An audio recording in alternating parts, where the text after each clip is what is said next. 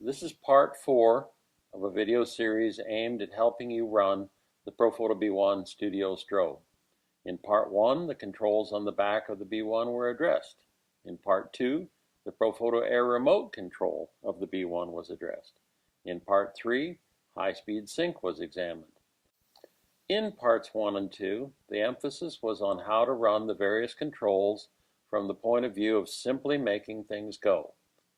Now in part 4, we're going to address what is the point of one of the features. Essentially, why should you care about the modeling light?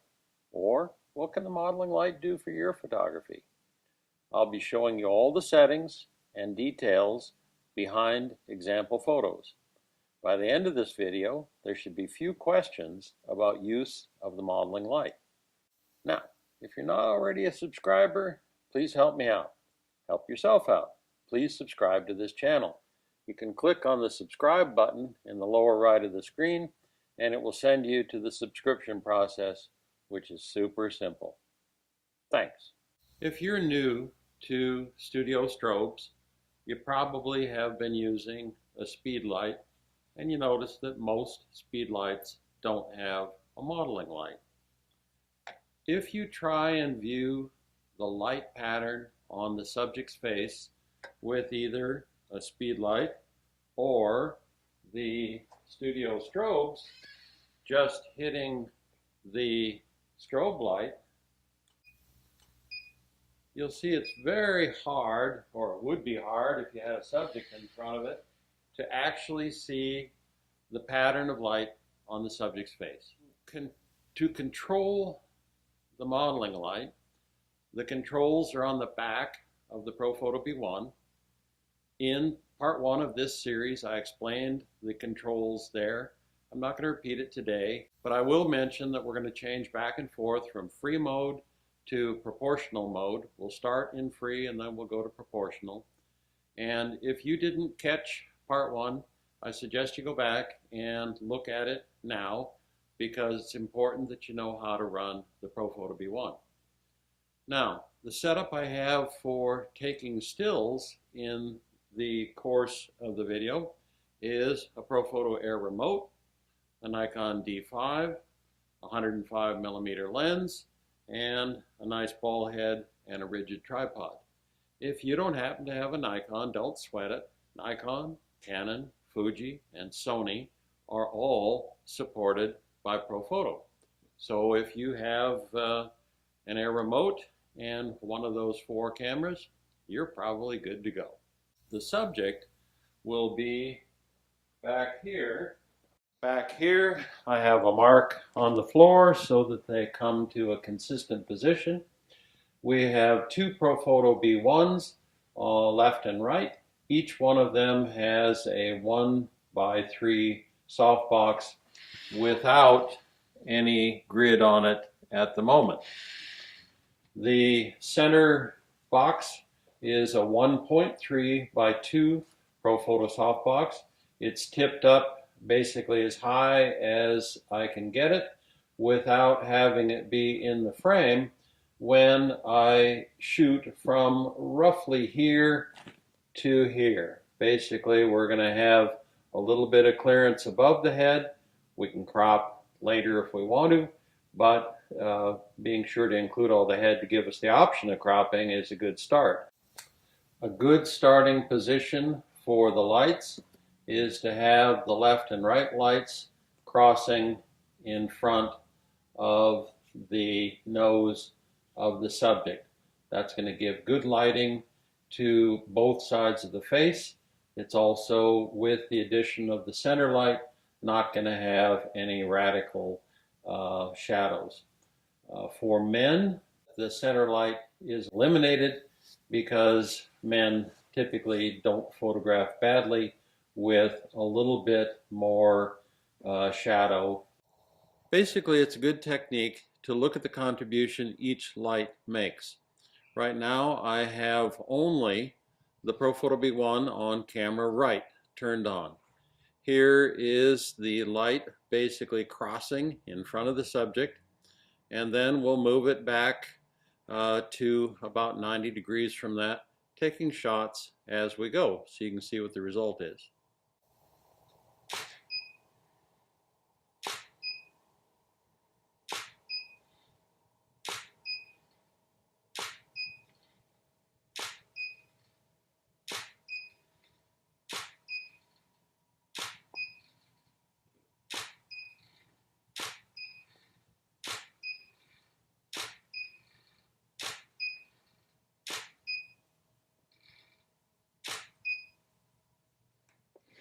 And that's it for camera right.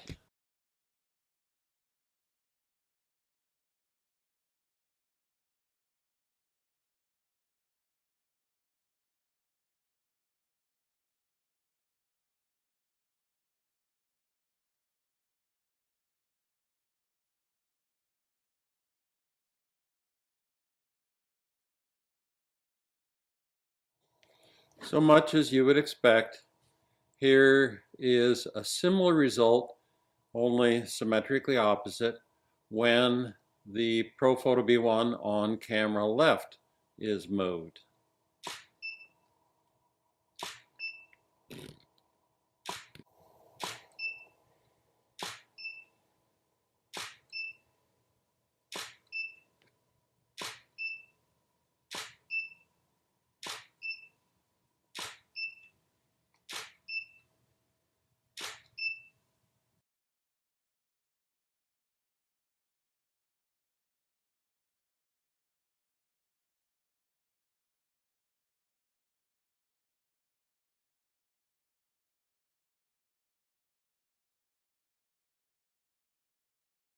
So, probably you guessed where we were going. Yes, it's just the light in the middle now, lower. This light has the purpose for particularly female models of filling in the shadows under the chin and under the brow. It by itself may look a little bit like monster light, but you can adjust the intensity of the light and change that. This is at the lowest power setting, 2. Now we're up a stop at 3 and up one more stop at 4. And here we are with a power setting of 5.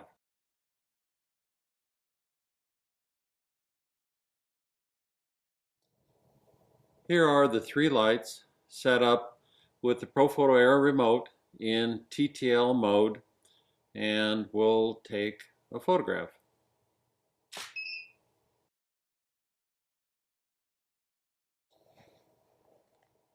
Now I decided to modify the exposure a little bit. So camera right is still nominal TTL exposure. The Profoto in the middle is -2 stops. The Profoto on camera left is -2 stops. So 0, -2, -2.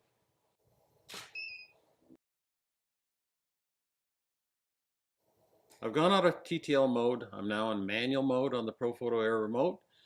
Camera right is set to power level 5.5, camera left 2.0, and the middle light is also at 2.0. This is the result. Up to this point, we've used the Profoto modeling lights in free mode at 5% power.